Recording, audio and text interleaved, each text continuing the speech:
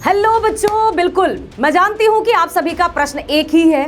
प्रश्न है कि निबंध कैसे लिखें, कैसे रचनात्मक लेखन या राइटिंग स्किल में हम पूरे नंबर लेकर आए। तो ध्यान से सुनिए, निबंध लिखने का सबसे पहला तरीका जो कि आपको पता है, बस भूल जाते हैं आप, शीघ्रता में आप भूल जाते हैं। तो सबसे पहली बात कि आप निबंध के विषय को ध्यान से पढ़ें।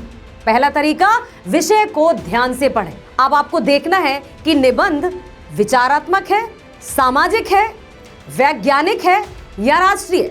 यदि निबंध जो है, विषय जो है वैचारिक है, तो आप उसको उस हिसाब से लिखेंगे। यदि निबंध वैज्ञानिक है तो आपको वैज्ञानिक तरीके से लिखना होगा, उसमें फैक्ट्स डालने होंगे, उसको तथ्यात्मक तरीके से लिखना होगा। यदि राष्ट्रीय है तो राष्ट्र के अकॉर्डिंग, जैसे कौन कौन से त्योहार या कौन कौन से पर्व मनाए जाते हैं, क्योंकि राष्ट्रीय होगा तो उसमें यही सब पूछा जाएगा। तो सबसे पहला, निबंध के विषय को ध्यान पूर्वक पढ़ें कि वो विचारात्मक है, सामाजिक है, वैज्ञानिक है या राष्ट्रीय। सामाजिक मतलब समाज से संबंधित, ठीक है। जब समाज से संबंधित होगा तो आप उसको भी लिखिएगा। ऐसा नहीं है कि सामाजिक निबंध आया है और आप उसमें राष्ट्रीयता डाल दें, या आप उसमें वैज्ञानिकता डाल दें, या उसमें आप वैचारिकता ही डाल दें। नहीं, इसलिए आपको निबंध पता है ना, वैचारिक, सामाजिक, वैज्ञानिक या राष्ट्रीय। तो इन तीनों को आप समझेंगे और उसके बाद निबंध लिखना शुरू करेंगे। दूसरा तरीका, आकर्षक भूमिका, इंट्रोडक्शन, प्रस्तावना एकदम बेहतरीन होनी चाहिए।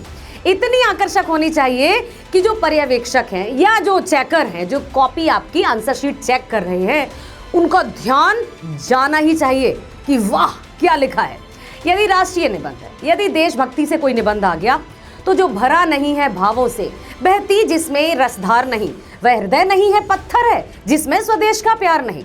कुछ ऐसी पंक्तियां लिखिए। यदि गुरु शिष्य समाज इस तरह के आ जाए तो आप कोई दोहे से शुरुआत कर दीजिए। तो प्रस्तावना या भूमिका एकदम बेहतरीन होनी चाहिए कि जो चेक कर रहे हैं, जो जांच करता है, वो बहुत अच्छे से देखे और ना चाहते हुए भी आपकी विषय वस्तु या जो प्रस्तावना है उसको ध्यान से पढ़ें और अच्छे अंक दें। तीसरी बात, सुव्यवस्थित मध्य भाग, जिसको आप बॉडी कहते हैं।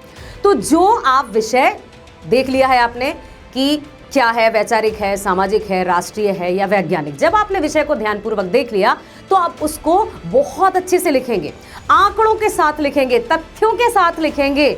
और जब आप बिल्कुल इंटरलिंक्ड करते हुए शुरू से लेकर यहां तक आप पहुंचे हैं और निबंध की भूमिका और उसकी बॉडी, जो विषय वस्तु है, उसको आप बहुत विस्तार से लिखेंगे, विषय से रिलेटेड या विषय से संबंधित, तो उसमें आप आंकड़ों का या तथ्यों का प्रयोग करेंगे, आपका बहुत अच्छे से निबंध लिखा जाएगा। चौथा और अंतिम तरीका, प्रभावशाली उपसंहार, जिसको अंग्रेजी में कंक्लूजन कहते हैं। अब आपने शुरुआत की किसी दोहे से, किसी सुविचार से, किसी कहावत से, या आपने अपने ही विचारों को वहां प्रस्तुत किया।